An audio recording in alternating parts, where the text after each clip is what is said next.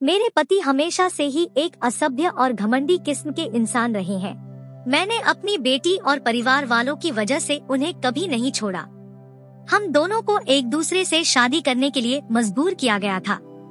ऐसा इसलिए क्योंकि हम दोनों के पिता के बीच एक व्यापारिक समझौता हुआ था, जिसकी वजह से मेरा रिश्ता उनके साथ तय हो गया। मेरे परिवार में शादियों का ऐसा ही पैटर्न चला रहा है, जिससे मुझे सबसे ज्यादा नफरत है। मुझे कभी भी किसी ऐसे व्यक्ति के साथ रहने का मौका नहीं मिला जिससे मैं प्यार कर सकूं। मुझे अपने पति से भी कभी प्यार नहीं मिला। उन्होंने मुझे कभी नहीं बताया कि वह मुझसे प्यार क्यों नहीं करते हैं। मेरी बेटी का गणित का टीचर बहुत प्यारा लड़का था। मैंने अक्सर उसे मुझसे नजरें मिलाते हुए देखा था। एक दिन जब मेरी बेटी अपनी नानी की देखभाल कर रही थी, तब मैंने उसे अपने साथ एक कप चाय पीने के लिए आमंत्रित किया। जब रसोइया अंदर से चाय लेकर आया, तब मैं लगातार उससे अपनी बेटी की पढ़ाई लिखाई के बारे में बात कर रही थी। वह देखने में काफी आकर्षक था। उसका अंदाज मजाकिया था, जिसकी वजह से मैं उसकी तरफ बहुत ज्यादा आकर्षण महसूस करती थी। इस घटना के बाद मुझे समझ आया कि मेरे साथ की महिलाओं के लिए शादी के बाद अफेयर रखना कोई बड़ी बात नहीं थी, क्योंकि हमारे पुरुष अपने काम में कुछ ज्यादा ही बिजी रहते हैं। मेरे पति भी इससे अलग नहीं थे।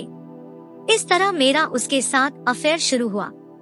अपनी बेटी के टीचर के साथ एक्स्ट्रा मैरिटल अफेयर रखने पर मुझे कोई पछतावा नहीं है।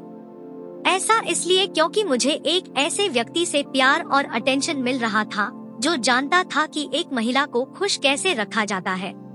वह न देखने में काफी सेक्सी था, बल्कि उसने मुझे शारीरिक संबंध बनाते हुए कामों किया अच्छा भी महसूस कराया। जब घर में कोई नहीं होता था तो हम दोनों साथ में काफी अच्छा समय बिताते थे। मैंने सुनिश्चित किया कि इस दौरान मैं अपने घर में घरेलू सहायिका, काम करने वाली स्त्री नहीं रख सकती, क्योंकि वह हमारे अफेयर के बारे में मेरे पति को बता सकती थी। भगवान जाने फिर वह क्या करेगा। 36 साल की उम्र में मुझे प्यार और जुनून मिला, जिसने मुझे सबसे ज्यादा खुशी का अनुभव कराया। लेकिन जैसा कि हर सामान्य अफेयर की कहानी में होता है, एक दिन मेरे पति ने मुझे पकड़ लिया। ऐसा तब हुआ जब मैं और मेरा प्रेमी एक दूसरे को अपनी कल्पनाओं से भरी कुछ सेक्सुअल तस्वीरें भेज रहे थे।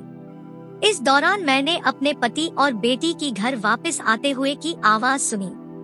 मैं काफी जल्दी में थी, जिसकी वजह से मैं उनका अभिवादन करने के लिए अपना फोन अपने बिस्तर पर रखकर नीचे चली गई। मैं उन्हें बातचीत में शामिल करने की कोशिश कर रही थी कि मेरे पति वॉशरूम का इस्तेमाल करने के लिए बेडरूम में आ गए। मैं एकदम से डर गई और उनका पीछा करते हुए कमरे की तरफ बढ़ी। मैंने देखा उसके हाथ में मेरा फोन था। वह उसे लगातार स्क्रॉल कर रहा था। यह सब देखकर मैं चौंक गई। मुझे लगा कि मैं इतनी बड़ी गलती कैसे कर सकती हूँ। वह मेरे टेक्स्ट मैसेज पढ़ रहा था। मुझे इतना डर लग रहा था कि वह मेरे साथ या मेरे प्रेमी के साथ कुछ न कुछ जरूर करेगा, लेकिन इसका उलट हुआ। उसने मुझसे शांति से पूछा, इस बारे में कौन जानता है? मैंने कहा, कोई नहीं। उसने फोन को जमीन पर फेंक दिया और उसके टुकड़े टुकड़े कर दिए। निराश होकर उसने अपनी उंगलियों को अपने बालों में घुमाते हुए कहा, मैं नहीं चाहता कि हमारी बेटी इन सब चीजों से प्रभावित हो। किसी को भी इस बारे में पता नहीं चलना चाहिए। मुझे परवाह नहीं है कि आप किसके साथ क्या कर रही हो, लेकिन एक परिवार के रूप में हमारी प्रतिष्ठा दांव पर नहीं लगनी चाहिए, वरना इसका अंजाम बहुत बुरा होगा।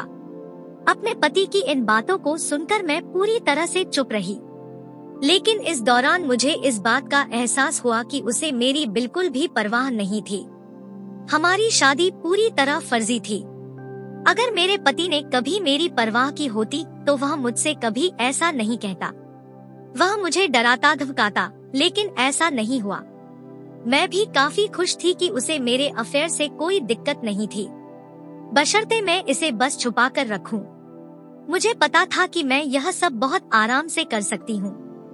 तो दोस्तों, ये थी आज की कहानी। उम्मीद है आपको कहानी पसंद आई होगी। आपका क्या कहना है इस कहानी के बारे में, हमें कमेंट करके जरूर बताएं। कहानी को लाइक और चैनल को सब्सक्राइब जरूर करें। धन्यवाद।